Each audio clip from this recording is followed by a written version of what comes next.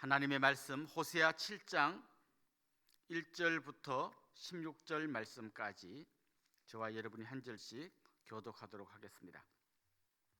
호세아 7장 1절부터 16절까지 말씀입니다.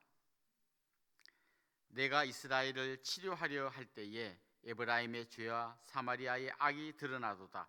그들은 거짓을 행하며 안으로 들어가 도둑질하고 밖으로 떼지어 노략질하며 내가 모든 악을 기억하였음을 그들이 마음에 생각하지 아니하거니와 이제 그들의 행위가 그들을 애워싸고 내 얼굴 앞에 있도다.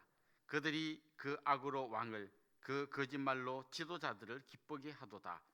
그들은 다 간음하는 자라 과자 만드는 자에 의해 달궈진 화덕과 같도다. 그가 반죽을 뭉침으로 발효되기까지만 불일으키기를 그칠 뿐이니라. 우리 왕의 날에 지도자들은 술의 뜨거움으로 병이 나며 왕은 오만한 자들과 더불어 악수하는도다. 그들이 가까이 올 때에 그들의 마음은 간교하여 화덕 같으니 그들의 분노는 밤새도록 자고 아침에 피우는 불꽃 같도다. 그들이 다 화덕같이 뜨거워져서 그 재판장들을 삼키며 그들의 왕들을 다 엎드러지게 하며 그들 중에는 내게 부르짖는 자가 하나도 없도다. 에브라임이 여러 민족 가운데에 혼합되니 그는 곧 뒤집지 않은 전병이로다. 이방인들이 그의 힘을 삼켰으나 알지 못하고 백발이 무성할지라도 알지 못하는 도다. 이스라엘의 교만은 그 얼굴에 드러났나니 그들이 이 모든 일을 당하여도 그들의 하나님 여호와께로 돌아오지 아니하며 구하지 아니하도다. 에브라임은 어리석은 비둘기같이 지혜가 없어서 애굽을 향하여 부르짖으며 아수르로 가는도다. 그들이 갈 때에 내가 나의 그물을 그 위에 쳐서 공중의 새처럼 떨어뜨리고 전에 그 회중에 들려준 대로 그들을 징계하리라. 화 있을진저 그들이 나를 떠나 그릇 같음이니라. 패망할진저 그들이 내게 범죄하였음이니라. 내가 그들을 건져주려 하나 그들이 나를 거슬러 거짓을 말하고 성심으로 나를 부르지 아니하였으며 오직 침상에서 슬피 부르짖으며 곡식과 새 포도주로 말미암아 모이며 나를 거역하는도다. 내가 그들 팔을 연습시켜 힘있게 하였으나 그들은 내게 대하여 악을 꾀하는도다. 그들은 돌아오나 높으신 자에게로 돌아오지 아니하니 속이는 활과 같으며 그들의 지도자들은 그의 거친 말로 말미암아 칼에 엎드러지리니 이것이 애굽 땅에서 조롱거리가 되리라. 아멘. 병원에 가는 것을 굉장히 싫어하는 사람들이 있습니다. 아프면 그냥 진통제 하나 먹고 좀 버티고 또 그러다가 좀 나으면 또 있다가 또 아프면 또 진통제 먹고 이런 분들이 있습니다. 제가 아는 분 중에서도 굉장히 심각한데 진통제 먹고 버텼습니다. 맹장염이었는데요. 계속 버티다가 나중에 맹장이 터져서 병원에 가서 아주 위중한 복막염 수술을 받은 분 기억나는 분이 있습니다. 오늘 본문에 보면 이런 말씀이 나옵니다. 하나님께서 이스라엘 백성들을 치료하려고 보니까 아주 심각한 중병에 걸려 있다고 말씀하십니다. 중병에 걸렸는데 자기들은 잘 모르는 겁니다. 오늘 본문에 보면 몇 가지 은유적으로 그들의 상태가 어떤 건지를 말씀해 줍니다. 하나는 화덕 이야기를 합니다. 화덕. 요즘은 뭐 가스레인지 같은 걸로 불을 켜고 이제 요리가 끝나면 또 불을 끕니다만은 옛날엔 그렇지 않습니다. 이렇게 화덕 같은 게 있는데 라이터나 성냥 이런 게 없을 때니까 불을 한번 피워놓으면 불을 끄는 게 아니라 불을 좀 줄여가지고 안 꺼지게 이렇게 유지하고 있다가 실제로 요리를 할 때는 거기다가 좀 불을 더 지펴가지고 불을 좀 크게 하고 또 요리하지 않을 때는 불을 좀 이렇게 끄진 않죠. 약간 약하게 아주 약하게 소강 상태 있게 하다가 다시 또 요리할 때는 불을 뜨겁게 붙이고 그럽니다. 하나님께서 이스라엘 백성들을 볼 때 마치 화덕 같다. 무슨 말인가 하면 좀 죄를 범하고 막 나쁜 짓을 하다가 하나님이 좀 징계를 하고 하면 좀 이렇게 싸그라드는 갔다가 또 좀 살만하면 또 범죄하고 또 하나님이 뭘 하면서 조금 줄어드는 갔다가 또 범죄하고 계속 그걸 반복하고 있다는 거죠. 중독이 있는 사람들의 정세 비슷합니다. 도박하는 사람들 보면 막 도박하고 밤새 도박하고 하다가 도박을 멈출 때가 있습니다. 언제일까요? 돈 떨어지면 멈춥니다. 그래서 저 사람 이제 도박 안 하나 보다 하면 또 어디서 돈이 생기면 또 도박합니다. 또 막 누가 울고 불고 그러면 안 된다면 또 좀 멈추는 것 같다가 또 돈 생기면 또 도박합니다. 중독인 사람 비슷합니다.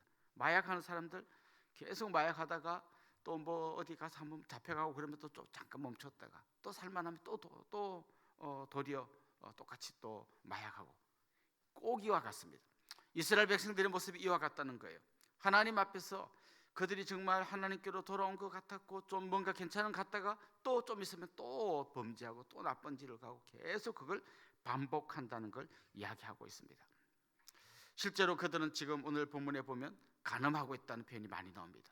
간음은 이 호시아서에서 이중적으로 사용됩니다. 진짜로 자기 남편이나 아내를 두고 다른 짓을 하는 거, 이거 바람 피우고 이런 것처럼 요게 간음입니다. 이렇게 자기 결혼 제도 밖에서 자꾸 딴짓하는 그런 범죄를 하고 있다는 거죠. 그런데 또 다른 의미로는 어떻게 쓰이고 있냐면 하나님과 이스라엘 백성 사이에서 간음하고 있다는 거죠. 하나님 외에 다른 우상을 계속 섬기는 겁니다. 우상 섬기고 범죄하고, 거기서부터 우상을 섬기면 하나님이 계시다는 것을 인정하지 않으면 그때부터 인간은 뭐든지 할 수 있습니다. 우상의 특징이 있습니다. 우상은 말을 안 합니다. 우상은 말을 안 합니다. 그 말은 무슨 말인가 하면 우상은 그냥 가만히 있습니다. 그런데 우상 앞에 빌 때는 뭘 빕니까? 내 마음에 원하는 걸 그냥 우상에게 투영해가지고 빌 뿐이지, 불꽃 같은 눈동자로 하나님이 나를 지켜보고 있고 나는 그 하나님 앞에서 살아간다는 생각이 없으면 인간은 뭐든지 할 수 있습니다. 그래서 우상 숭배하는 사람들은 결국은 하나님 원하지 않는 일을 하게끔 되어 있는 것이죠. 그래서 이스라엘 백성들이 계속 그걸 반복하는 겁니다. 우상 숭배하고 딴 길로 갔다가 하나님 좀 뭐라 하면 또 조금 다시 좀 불이 싸그라드는 것 같다가 또 가만히 있으면 화덕에 불이 붙는 것처럼 계속 그걸 반복하고 있다는 것이죠. 두 번째 또 한 가지 은유가 나오는데요. 그 다음 나오는 거는 뒤집지 않은 전병이란 말이 나옵니다. 여러분 우리 전병 우리 부침개 같은 거 굽잖아요. 막 굽다가 그 다음 어떻게 해야 됩니까? 어느 정도 익으면 뒤집어야 되는데 안 뒤집고 그냥 둔다는 거죠. 위에서 보면 위에는 안 익었잖아요. 밑에는 다 타는데도 안 뒤집고 그냥 가만 놔둔다는 거죠. 이스라엘 백성들의 모습이 이와 같다는 겁니다. 하나님 앞에서 정말 뒤집어지고 회개하고 돌이키고 새롭게 돼야 되는데 그냥 그 범죄한 대로 타들어가는데 망해가는데 죽어가는데 하나님의 심판이 임박했는데 그냥 계속 버티고 있다는 것입니다. 그들은 지금 이방인에게 공격을 받는데도 깨닫지 못합니다. 안 뒤집습니다. 오늘 본문에 그런 표현도 나옵니다. 백발이 얼룩얼룩할지라도 깨닫지 못하는도다. 힘이 다 빠졌고 이제 노인이 됐는데도 그걸 깨닫지 못하고 있는 사람처럼 그냥 버티고 있다는 것입니다. 또 한 가지 다른 세 번째 은유가 나오는데요. 어리석은 비둘기 같다, 이런 표현이 나옵니다. 어리석은 비둘기 어떻게 하는가 하면 오늘 본문 11절에 이런 말씀이 나옵니다. 에브라임은 어리석은 비둘기 같이 지혜가 없어서 애굽을 향하여 부르짖으며 아수르로 가는도다. 이 표현 자체가 재밌습니다. 지금 애굽과 아수르 중간에 이스라엘이 지금 놓여 있습니다.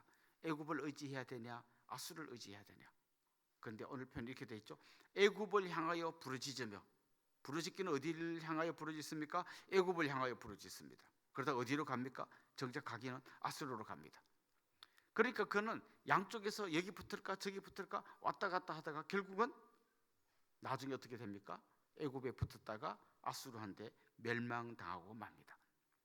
어제 본문 말씀에 보면 우리가 여호와께로 돌아가자, 이런 말씀이 나옵니다. 그들이 바라보고 돌아가야 할 곳은 하나님입니다. 그런데 하나님께로 돌아가는 대신에 애굽으로 갔다가 아수르로 갔다가 왔다 갔다 하다가 결국 멸망하고 맙니다. 여러분 우리나라도 어쩌면 비슷한 것 같아요. 이 강대국 사이에 끼어가지고 이쪽으로 확 쏠리면 저쪽한테 좀 눈치 보일 것 같고 저쪽으로 쏠리면 이쪽에 눈치 보일 것 같습니다. 그래서 정권이 바뀔 때마다 이쪽에 좀 기울어졌다가 저쪽에 기울어졌다가 이럽니다. 그리스도인들은 어디로 기울어져야 됩니까? 우리는 하나님께로 기울어져야 합니다. 저는 한미 공조가 굉장히 중요하다고 생각하는 사람이지만 미국이 우리를 구해주는 게 아닙니다.